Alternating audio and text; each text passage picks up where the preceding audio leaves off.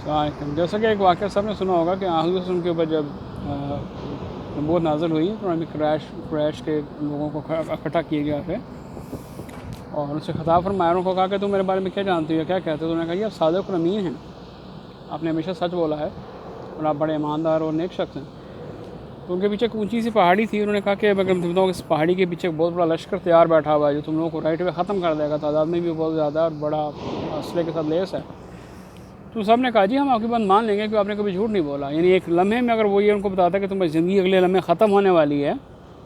زندگی سے بڑھ کے کیا ہوتا ہے، تو بھی وہ ایمان لانے کو تیار تھا کہ آپ کہہ رہے ہیں تو مان لیں گے۔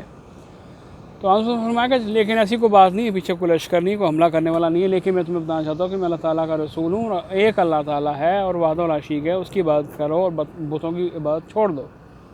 تو سارے کا سارا مجمع تتر بتر ہو گیا۔ انہوں نے کہا یہ بس رہنے دیں، یعنی ایک سیکنڈ میں وہ ماننے کو تیار تھے کیونکہ زندگی ختم ہو سکتی ہے، کیونکہ بندہ جھوٹ کبھی نہیں بولتا۔ دوسرے سیکنڈ میں جب انہوں نے کہا کہ تمہاری جو عبادت کرتے رہو تمہارا معبود صحیح نہیں ہے، معبود اللہ ہے اور ایک ہے، تو انہوں نے کہا نہیں یہ بات ہمارے حلق سے نہیں ہو سکتی، وہ رائٹ پہ بھاگ گئے۔ اب یہ ایک چیز ہو گئی۔ دوسری چیز یہ کہ دنیا میں بے تحاشا مجرم ہے اور مجرموں کو ان کا جرم منوانے میں ہی کتنا قانون کا پیسہ ضائع ہوتا ہے، گورنمنٹوں کا، عدالتیں ہیں، پولیس ہے، انکوائری ہے، جاسوسی ہے، تحقیقات ہیں، ثبوت اکٹھے کرنے ہیں، گواہ اکٹھے کرنے ہیں، عدالت ہے، جج ہے، وکیل ہیں، خرچہ، یعنی ایک مجرم جو جرم بھی کرتا ہے اس کا جرم اس کو منوانے میں ہی بے تحاشا ٹائم اور پیسہ لگتا ہے اور آل اوور دا ورلڈ لگتا ہے۔ اور جتنے بڑے پولیٹیشین اور بڑے سیاسی اور اپنا دینی رہنما ہوتے ہیں ان کے اوپر بے تحاشا الزام لگتے ہیں۔ کرسچینٹی میں الزام لگ رہا ہے، مولویوں پہ الزام لگتے ہیں کہ وہ اپنی پاکیزہ مسجدوں میں، گرجوں میں جہاں وہ اپنی نیک تعلیمات بچوں کو کر رہے ہیں، نیک کتابیں پڑھا رہے ہیں، وہیں پہ وہ بدفعلیاں کرتے ہیں۔ تو اس وقت آپ خود کو سوچ لو کہ مسجد ہے یا گرجا ہے جو بھی ہے اس کی بھی کوئی تقدس نہیں ہے، اس کی بھی پامالی کرتے ہیں، اور اس کے سامنے اگر بائبل یا قرآن پڑھا ہے یا چھوٹا قاعدہ پڑھا ہے جو بچہ پڑھنے ہے تو اس کے سامنے وہ بندہ بدفعلی کر رہا ہے، تو وہ اتنے بڑے مجرم پڑے ہوئے ہیں۔ اس کے بعد پولیٹیشینس جنہوں نے ہزاروں لاکھوں اور کروڑوں کے غبن کیے وہ ساری زندگی نہیں مانتے، جائیدادیں بنائی ہیں، یہ ہو رہا ہے، فلاں لیکس چل رہی ہے، یہ ہو رہا ہے، 100 چیزیں ہیں۔ یعنی آپ دیکھ رہے ہو کہ مجرم جو ہے وہ کبھی بھی اپنا جرم قبول نہیں کرتا۔ اور پہلی بات آپ کو میں نے بتائی تھی، جو آزم کی بتائی تھی، کہ ایک بات میں وہ رائٹ وے ماننے کو تیار ہے کہ آپ اتنا سچ بولتے ہیں کہ ہمیں اگر آپ کہیں کہ تمہاری جان جانے والی ہے تو بھی ہم مان جائیں گے، لیکن اگر آپ نے کہا جی کہ معبود تو نہیں جی، وہ بات ہمارے حلق سے نہیں اترتی۔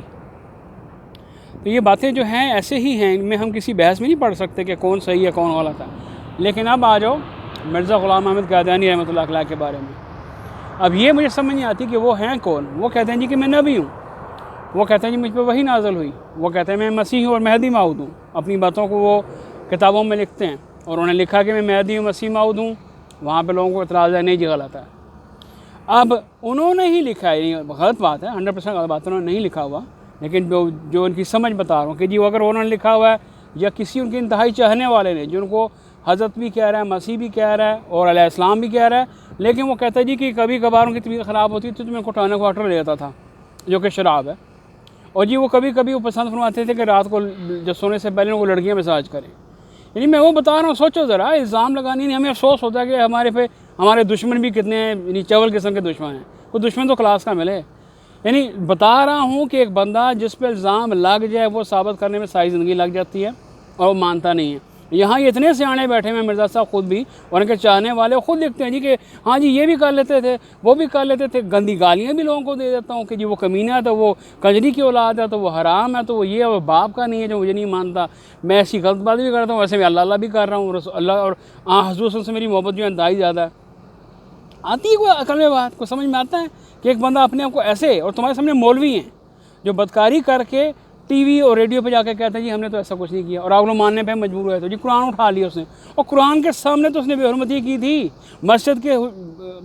کی جائے نمازوں کے اوپر، تو اس نے کیا ایمان رکھنا ہے؟ وہاں ایک بندے کی بات آپ ایسے مان لیتے ہو، یہاں مسیح صاحب کہتے ہیں جی مرزا صاحب کہتے ہیں کہ مسیح ہوں مہدی ہوں، نہیں ماننا، وہاں کسی نے لکھ دیا جی کہ لڑکیاں تھیں، شراب تھی، 100% رائٹ میں مان لو جی، اس میں ماننے والی بات کیا؟ اور پھر جی وفات کہاں ہوئی، وفات کہاں ہوئی، رولا لے کے بیٹھ جاؤ، اور وفات دیتا کون ہے؟ اللہ دیتا ہے نا، اللہ سے پوچھو۔ جب کہتے ہیں بس سے وفات ہوئی وہ تم نے ماننا نہیں، اور تم نے جہاں مرضی وفات کرو، جیسے مرضی کراؤ جی، ذلیل موت تو یہ وہ جو مرضی کہو، ذلیل موت تو حضرت عیسیٰ علیہ السلام کو بھی دی گئی تھی، یہودیوں نے ان کو صلیب پہ اسی لیے چڑھایا تھا کہ وہ ایک مردود موت تھی، اور اللہ تعالیٰ نے ان کو موت نہیں دی، تم لوگ تو کہتے ہو پتہ نہیں کیا کر دیا، اس کو چھوڑ دو، جو زندگی میں کبھی نہیں ہوا، جو خدا کی قدرت میں نہیں ہے، جو خدا نے جگہ جگہ کہا کہ کل نفس ذائقۃ الموت، ہر چیز جو آتی ہے وہ جاتی ہے، ہر کسی نے کہا خصوصاً تشریف رکھتے ہیں اپنا دفن ہے، وہ بھی بعض لوگوں کا اعتراض ہوتا ہے کہ وہ میرا نبی کبھی فوت نہیں ہو سکتے، وہ خیر چھوڑوں میں بحثوں کو، لیکن میں آپ کو بتا یہ رہا ہوں کہ وہ بات جو آپ نے ماننی ہے رائٹ میں مان لے تو لکھی ہوئی ہے، وہ بھی انسان کے ہاتھ کی لکھی ہے، اور جو بات نہیں ماننی وہ بھی انسان کے ہاتھ کی لکھی ہے، وہی بات جو حضور کے زمانے میں ہوئی تھی